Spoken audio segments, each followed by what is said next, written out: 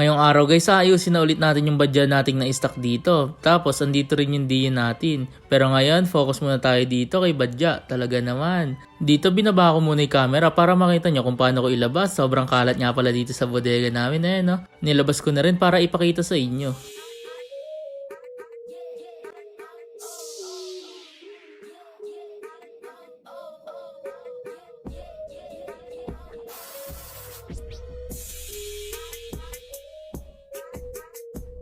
Talaga naman parang hinukay sa baul. Tapos dito nasira nga pala yung preno sa harap. Ayun na nag-stack up. Tapos tinignan ko dito ilalim ng upuan niya. Talaga naman puro lupa. Ayun no. Binahayan ata ng putakti ata to. Ayun no, sobrang dami. Talaga naman nilupa. Pwede nang pagtamnan guys. Tapos yan tinanggal-tanggal ko na sa mga wirings.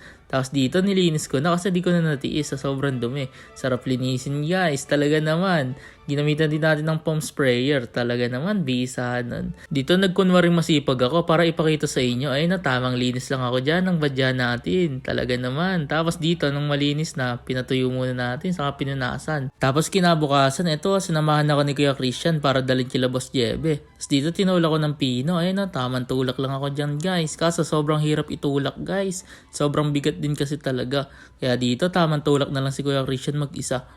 Talaga naman. Baka Kuya Christian yan, tas nandito na kami kila Jeep Jebe, no, talaga naman, hinahanap ko, nandito pala siya sa kalapatihan niya. Usong-uso talaga ang kalapate dito sa lugar namin, tapos dito, inayos na agad namin yung badya, no, binuksan na agad. Ang problema nga pala nito guys, walang kuryente, kaya ayaw umandar, kaya dito tinanggal niya na agad yung CDI. Tapos kinuha niya yung nasa kapitbahay, tapos no, tamang lagay lang ng CDI dyan guys. Tapos pinadyakan. Kaso wala pa rin, kaya hindi daw CDI ang tama. Kaya dito binuklat na yung mga wirings, no, talaga naman. Tapos dito pinadyakan ulit. Ayun, wala pa rin, brown out talaga. Tapos dito tinusukan ng wire yun, no, yung kulay pula na yun.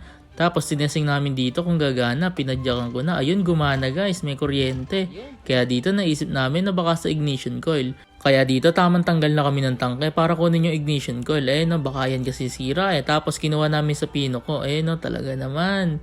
Buti andito yung pino para may pagtetestingan. Kaya dito kinabit na agad namin ignition coil ng pino. Para malaman namin kung yun nga ba ang sanhi ng sira. Yung pagkawala ng kuryente. Kaya dito tinesting na namin. Kaso wala pa rin talagang kuryente guys. Dito naisip namin na baka stator na talaga yung sira kaya walang kuryente. Kaya binuksan na namin dito. Tamang pihit lang yan si Jeep Jebe. Tapos nung binuksan na, no, talaga naman may tumutulo-tulo na. Nauulanan din kasi ito dati, kaya no, kinakalawang-kalawang na guys, may puti-puti na rin. Tapos no, talaga naman, kumakatas na rin guys yung langis niya. Tapos kinabukasan, bumili na ako ng mga gagamitin. Kasama ko nga pala si DJ, sakay namin yung e-bike.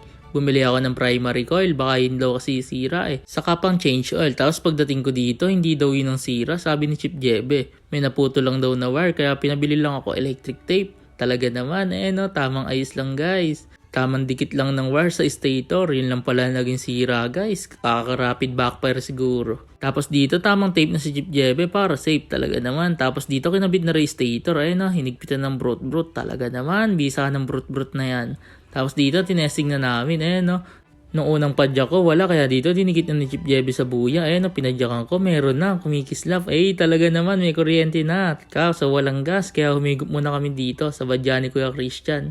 Di kasi ito nauubusan ng gas, daig pa gasolinahan. Baka badya ni Tate Efren yan. Tas dito, inalag na ni Jeep Jebe tangke. No, buo-buoy laman, talaga naman. Sobrang barado. Tapos di na tumutuloy yung gripo, kaya dito tinanggalan ni Jeep Jebe. Kaso ayaw mapihit ng tornilyo, kaya ginamitan ng brute-brute. Talaga naman, no. Talaga naman, angat agad, isang pindot pa lang. Tapos dito nilagay na ng tubig, no, para malinis. Talaga naman, kakalawangin ulit yan guys. Tapos dito nakita nyo naman kulay Milo. Buo-buo kasi, kailangan tubigin. Pagkasigas ang ginamit, sobrang daming magagastos. Tapos dito habang pinapatuyo namin yung tangke, naisipan namin paandarin muna yung badya, no, nilagay sa baby oil Johnson. Tapos nilagay na agad sa hose, napakonekto sa carb. Tapos dito pinaandar na agad. Talaga naman, umandar na guys.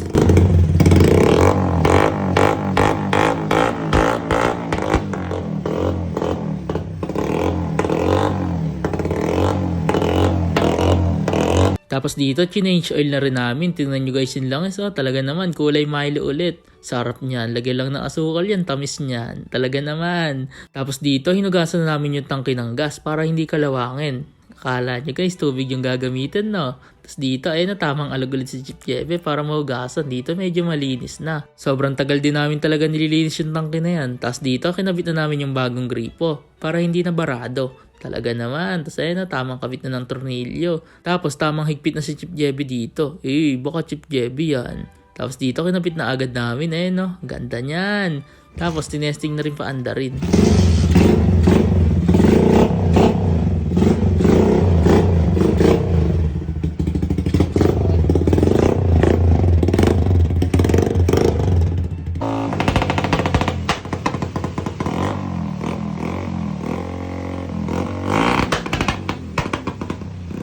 Dito okay na ulit yung badya natin guys, umaandar na.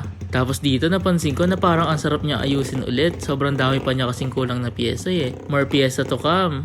Saka baka may mag-sponsor na rin. Talaga naman, thank you agad.